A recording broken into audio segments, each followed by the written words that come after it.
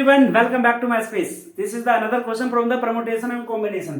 यहाँ पे क्या पूछा गया है, ये सवाल जेई एडवांस 2017 का है। मतलब ये भी क्वेश्चंस अच्छे लेवल पे, क्लासिक लेवल पे क्वेश्चंस पूछा गया है। चलिए देखते हैं। नॉर्मली बच्चे लोग कंफ्यूजन क्वेश्चंस पढ़ते पढ़ते ही गलतियां कर बैठते हैं। उसके बेसिस पे वर्ड्स ऑफ लेंथ 10, यहाँ पे क्या बोला गया, एक वर्ड बनाना है जिसका लेटर कितना होना चाहिए, लेंथ क्या होना चाहिए, 10 लेटर का।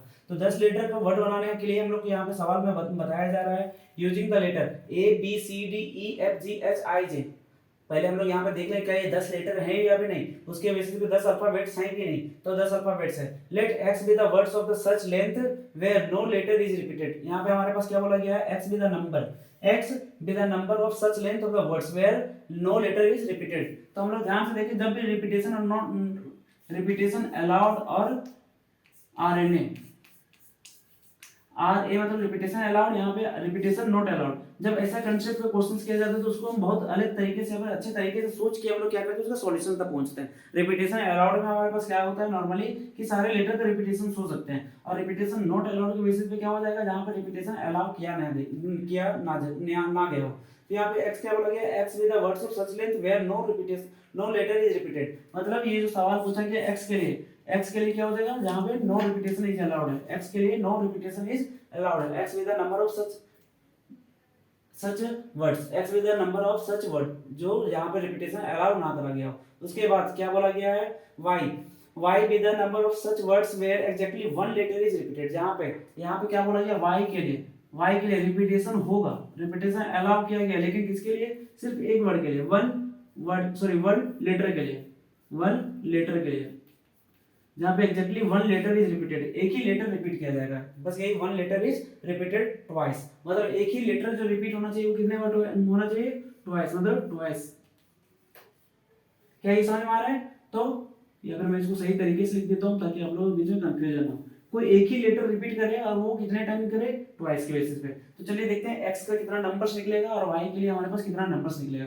एक्स के लिए हम लोग के पास क्या बोला गया है, 10 नंबर को लेना है, और सॉरी 10 लेटर को, 10 अल्फाबेट्स को लेना है। 10 अल्फाबेट्स का यूज करके हम लोग क्या करना है, वर्ड बनाना है।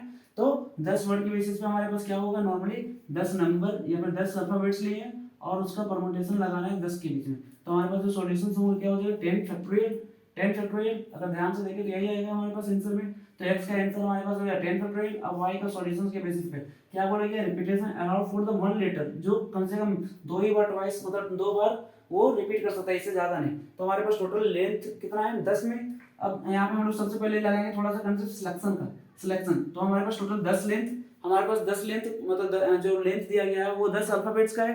तो उसमें से क्या करें, के में से कोई एक को सिलेक्ट करेंगे, कोई एक जिसको हमको रिपीट करवाना है ट्वाइस, जिसको हमको 2 बार रिपीट करवाना है। यहाँ तक क्लियर?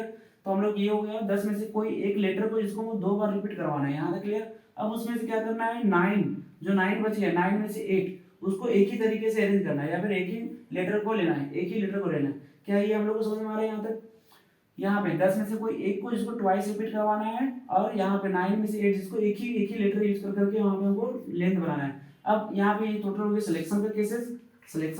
अब लगाते हैं permutation. Total length of word क्या होना चाहिए, 10 फैक्टोरियल डिवाइडेड बाय 2 फैक्टोरियल, क्योंकि यहाँ पे रिपीटेशन ऑफ लेटर ट्वाइस दिया गया है ना, उसके बेसिस पे हम क्या करेंगे, 2 फैक्टोरियल से डिवाइड करेंगे।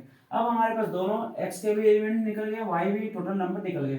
अब हमसे पूछा क्या क्या, देन y अपॉन x। तो y अपॉन x का सॉल्यूशन क्या हो जाएगा, y अपॉन x के बेसिस पे। तो y हमारे पास है, ध्यान से देखो तो 10c1 into 9c8 into 10 factorial divided by 2 factorial divided by, नीचे देखें तो हमारे पास 10 फैक्टोरियल आ रहा है। यहाँ से क्लियर? ये 10 फैक्टोरियल का आपस में कैंसिल आउट करेगा। यहाँ से देखें तो क्या हो जाएगा, 10 factorial 10 divided by 1 factorial 9 factorial. यहाँ तक क्लियर?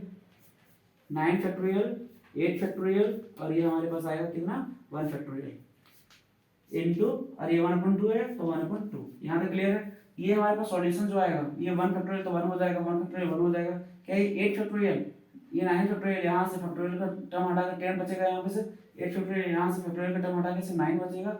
अब इसको हम देखें 2 का टेबल से कट करें तो ये हमारे पास कितना आएगा, 5, 9 into 5 45। तो हमारे पास जो सॉल्यूशंस आ रहा है यहाँ पे 45 तरीके से।